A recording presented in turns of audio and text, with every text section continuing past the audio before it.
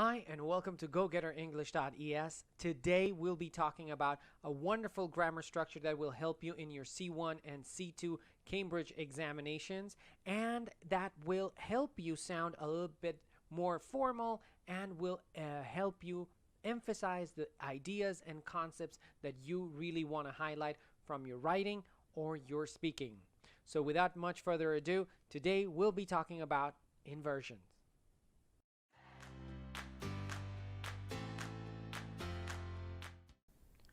And the first thing we want to show you today is what these inversions are. What are these inversions all about? Today we'll also take a look at where we can use these inversions in our Cambridge exams and where can we find them.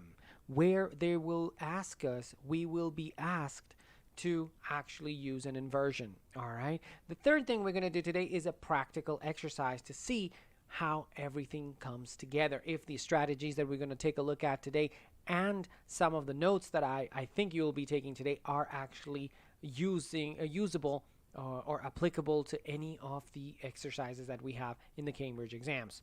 So let's go ahead and take a look at what these inversions are. Well, it's actually a very simple thing. It's a very simple structure that actually makes everything look so good, whether you're speaking or writing. And take a look at it. It just means that we have to change the location, the place of the verb and put it in front of the subject, just as it happens when we make questions. Now, take a look at this example that we have over here. Not only did I clean the house, that's where the inversion has happened. Take a look that after not only, which is one thing we're going to take a look at a little bit later, these negative adverbs or adverbial phrases. And after that, we have this did I clean the house. Now this makes everything sound a little bit more formal, and of course it emphasizes the idea that you actually cleaned the house. Now the structure over here, or the trigger words or the cue words that you need to watch out for are not only and then the use of but. So take a look at it that, for example, in this particular example, we need to take a look at, or we need to watch out for, not only did I clean the house, but I also did the laundry.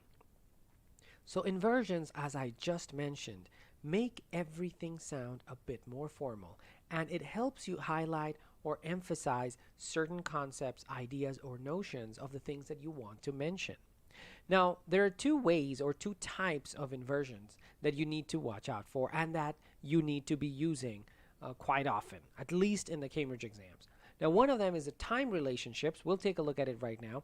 And the second ones are negative frequency adverbs. We'll see how those work and how we can apply them in the parts of the exam that they might be looking for these particular structures. Now, let's take a look at the time relationships here. Now, take a look that whenever we talk about a time relationship, it actually means that there is some time involved. So take a look at that.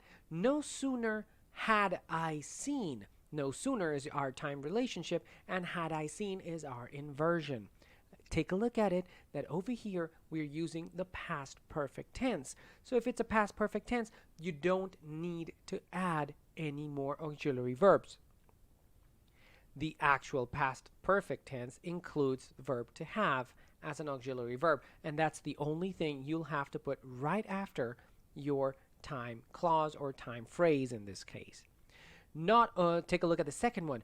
Only after I had seen the movie did I come to know that the actor was George Clooney. Now take a look. Again, we have another inversion. However, this one comes a little bit later because that's what you want to emphasize.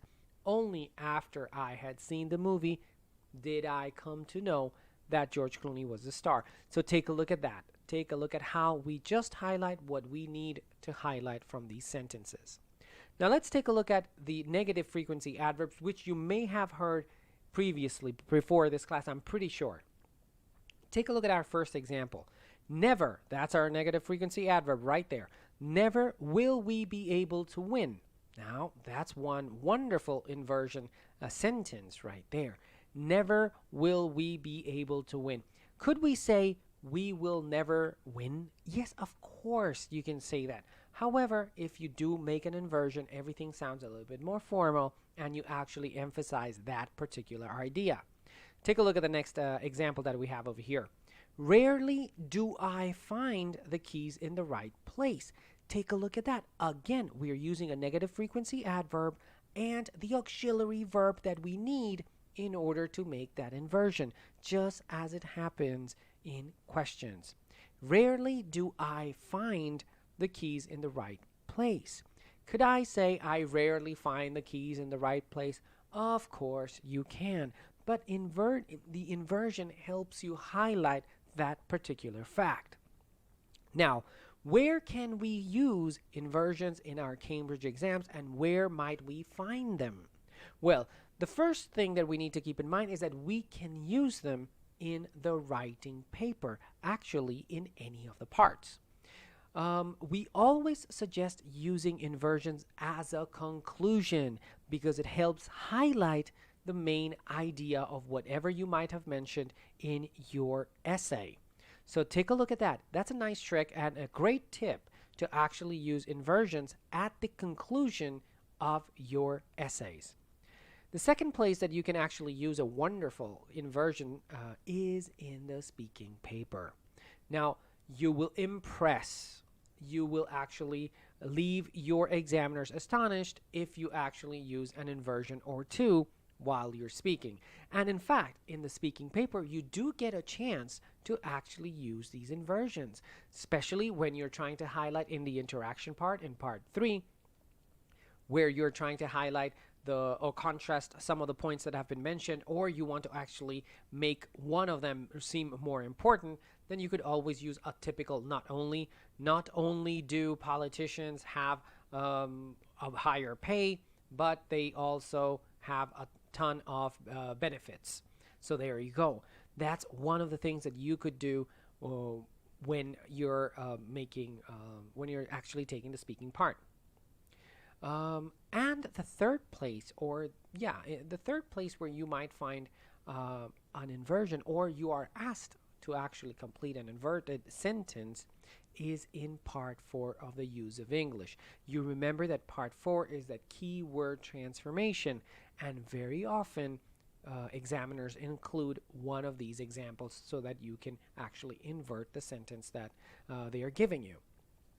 So watch out for those because these are very, very important points that you cannot miss, especially in part 4. Each question is 2 points. We can't afford losing those if we know how to make these wonderful inversions. So let's take a look at a practical exercise so that we can see if everything that we've said actually comes together. Remember that in the description of this video, you will find a worksheet and an explanation of what inversions look like and work in the Cambridge exams. So try to take a look at those worksheets, download them, they're completely free, and they'll be in the description below. So go ahead. Let's take a look at these 4 examples. John had never been to such a fantastic restaurant. Now over here, we've just identified never as one of those frequency adverbs, so we can actually find it very easy to invert it. Now, do we need an auxiliary verb to actually make our inversions? Well, not in this example because we are using the past perfect, and the past perfect itself includes the verb to have in the past, so there's no need. So if you were wondering what the answer was, or is in this case, sorry, never had John been to such a fantastic restaurant. Remember that usually we use the negative adverb as the cue or as the beginning of our sentence in inversions. Take a look at the next example. I in no way want to be associated with this project. Take a look at that. There's no negative adverb as such, but there's a negative phrase or something that we can actually use to start our next sentence. So take a look at that.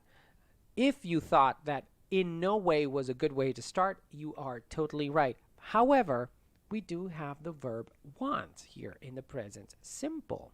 So if it's in the present simple and if we want to invert it, we might need to use an auxiliary verb for it. And that auxiliary verb is do. So take a look at how this sentence works out. In no way do I want to be associated with this project.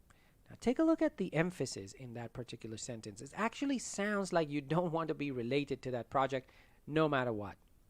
Let's take a look at number 3. I seldom leave my house so early. Take a look. Seldom is our wonderful key word. It's our adverb. So let's start our inverted sentence, our inversion, with seldom. Leave is again a wonderful verb in present simple. So we might need to use again an auxiliary verb to make the inversion. So let's take a look at it.